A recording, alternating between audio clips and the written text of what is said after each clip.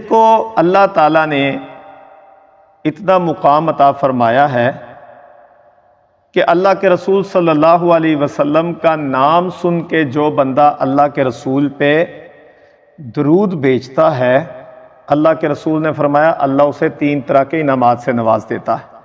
ایک انعام کیا؟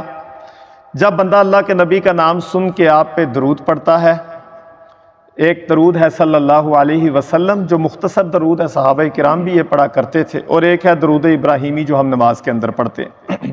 دونوں طرح بھیجا جا سکتا ہے۔ گفتگو کے اندر ہم عام شارٹ درود جو ہے وہ صلی اللہ علیہ وآلہ وسلم پڑھتے ہیں۔ نبی علیہ السلام نے فرمایا جو میرا نام نامی اس میں گرامی سن کے مجھ پہ درود بھیجتا ہے، اللہ اسے 3 انعامات سے نوازتے ہیں۔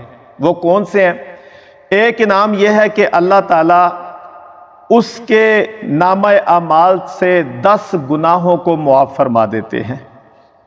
دوسرا انعام یہ ہے کہ اللہ تعالیٰ اس کے نامہ اعمال میں 10 نیکیوں کا اضافہ فرما دیتے ہیں۔